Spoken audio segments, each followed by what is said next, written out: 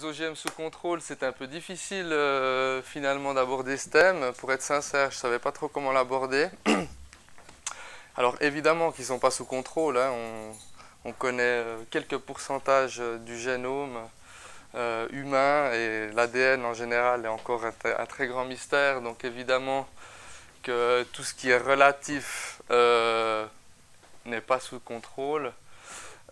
Pour ce qui est de l'aspect démocratique, les OGM c'est arrivé sans que personne les demande et finalement personne n'en veut, ou peu en veulent, mais ils sont là et bien là. Donc évidemment que ce processus démocratique là, il est aussi pas forcément sous contrôle. Donc j'ai essayé d'aborder ça sous cet angle, un angle législatif pour rappeler un peu le cadre qui est en Suisse, un angle peut-être environnemental pour voir si effectivement en Suisse on a des OGM ou pas, un aspect un peu citoyen, démocratique, et puis finalement pour faire le lien avec la présentation de Frédéric, et si finalement on se trompait, c'est-à-dire si finalement on essayait de contrôler la mauvaise chose ou simplement on se trompait de thème en fait, on se trompait de sujet. Donc puisque j'ai 17 minutes, je vais certainement aller rapidement sous quelques aspects parce qu'on n'aura pas le temps. Donc juste que vous sachiez que la mise en circulation en Suisse requiert une autorisation de la Confédération et que les exigences légales posées à la mise en circulation d'OGM sont données dans différentes lois. Donc la loi qui est relative aux produits qu'on veut mettre en circulation, donc les semences par exemple, ou les denrées alimentaires, ou encore des aliments pour animaux, la loi sur le génie génétique et l'ordonnance sur la dissémination dans l'environnement pour disséminer des OGM. Cela dit en passant, je dis qu'en Suisse, on a quand même une des lois qui, à mon sens, est une des meilleures au monde, en tout cas en ce qui concerne la régulation. Donc ici, juste un petit aperçu, ça c'est les autorisations d'OGM qui ont été données en milieu confiné, puisqu'en Suisse, on n'a pas de dissémination à l'extérieur, si ce n'est pour un programme de recherche qui vient de se terminer. On a eu quelques disséminations expérimentales de blé. Donc là, on a juste un petit aperçu qui montre finalement qu'on utilise aussi des OGM en milieu confiné et puis que ces demandes d'utilisation, d'autorisation augmentent. Donc pour rappeler le cadre, donc en Suisse on a un moratoire qui a été voté en 2005 suite à une initiative populaire qui a été lancée entre autres par Stop OGM et d'autres organisations. Le moratoire a été inscrit dans la Constitution sous un article transitoire. Et en 2009, le Conseil fédéral a fait une proposition au Parlement de prolonger ce moratoire. Et juste pour que vous ayez le cadre, on est passé... Il a proposé donc de modifier la loi sur le génie génétique et on est passé d'une interdiction de mise en circulation à une interdiction qui était adressée aux autorités pour ne plus accorder d'autorisation. Donc finalement, voilà, l'interdiction directe de la mise en circulation est remplacée par une interdiction adressée aux autorités en charge des autorisations, d'accorder des autorisations pour la mise en circulation. Donc vous sachiez bien, vous voyez qu'une fois c'est dans la Constitution et une autre fois on propose finalement la modification de la loi sur le génie génétique. Et la raison invoquée pour la prolongation de ce moratoire, c'était que le PNR 59, donc le pôle de recherche national 59, qui a été lancé au lendemain du moratoire, qui est intitulé Utilité et risques des plantes génétiquement modifiées, et qui était censé répondre à des questions justement sur l'importance du génie génétique pour l'agriculture suisse, ses dangers éventuels pour l'environnement, donc son importance pour l'agriculture. Donc le Conseil fédéral voulait attendre que ce pôle de recherche soit terminé, et donc c'est la raison qui a été invoquée, finalement qui arrangeait bien tout le monde. Donc le moratoire a été prolongé de 3 ans jusqu'en 2013. Donc moratoire ou interdiction, ça requiert des bases légales et c'est pas si évident. Donc je vais aller un peu vite sur ce sujet parce que c'est peut-être pas le plus intéressant, mais que vous sachiez qu'en février, une motion a été déposée par Marcus Ritter qui fait partie de l'USP, donc l'Union Suisse des Paysans, qui est donc agriculteur et qui charge donc le Conseil fédéral de créer les bases légales nécessaires au maintien du moratoire en vigueur. L'idée est de le prolonger jusqu'en 2017.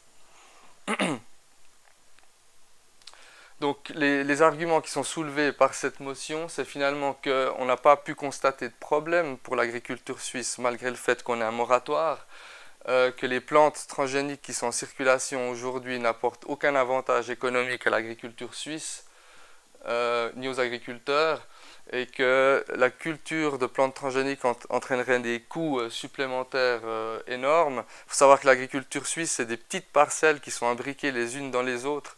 Donc la culture d'OGM impliquerait véritablement un surcoût, que ce soit au niveau du temps pour les agriculteurs, c'est-à-dire au niveau donc des surfaces d'assolement, se mettre d'accord, et puis surtout après tous les niveaux pour éviter les contaminations.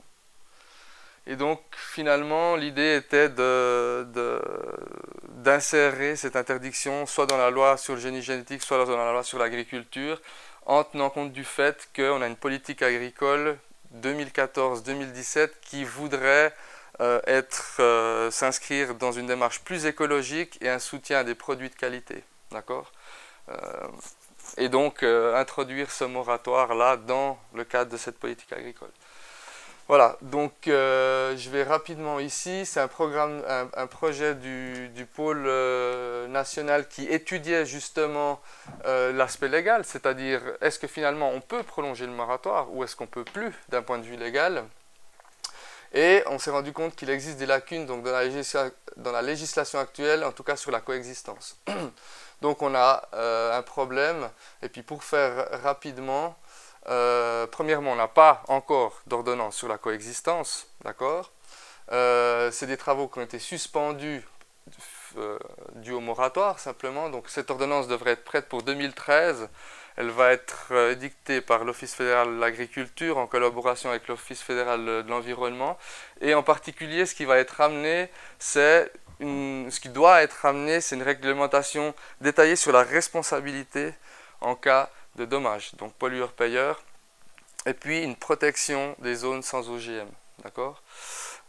Pour le reste, c'est du détail, mais en tout cas, ce qui est sûr, c'est que non seulement donc, cette ordonnance sur la coexistence, mais aussi l'ordonnance sur la dissémination dans l'environnement nécessite une adaptation de la loi, d'accord. Donc, c'est pas juste remettre un moratoire, c'est véritablement que si on veut aller plus loin, il faut vraiment modifier des lois, et en Suisse, ça prend du temps de modifier des lois. Actuellement, si le moratoire tombait, on ne serait pas prêt pour cultiver des OGM. C'est ça que ça veut dire. On n'a pas la base légale nécessaire.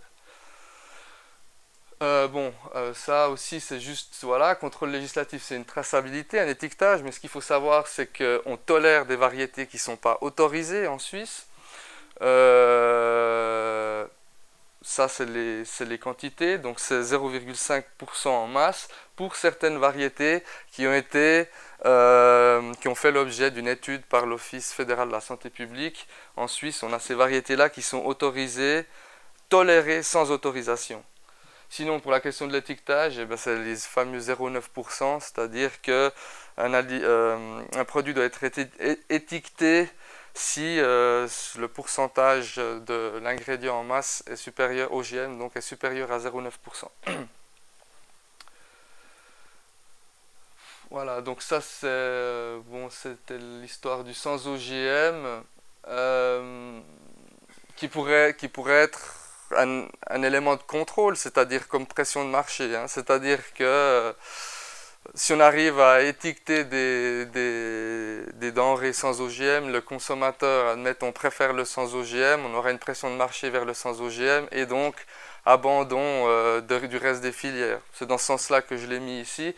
Par contre, la loi, l'ordonnance sur les denrées alimentaires génétiquement modifiées suisse permet peu cet étiquetage sans OGM et n'est pas vraiment réaliste. Le premier point, c'est que finalement, pour qu'un produit soit étiqueté avec le label produit sans recours au génie génétique, il faut que tous les ingrédients, les composants de ce produit n'aient pas eu recours au génie génétique.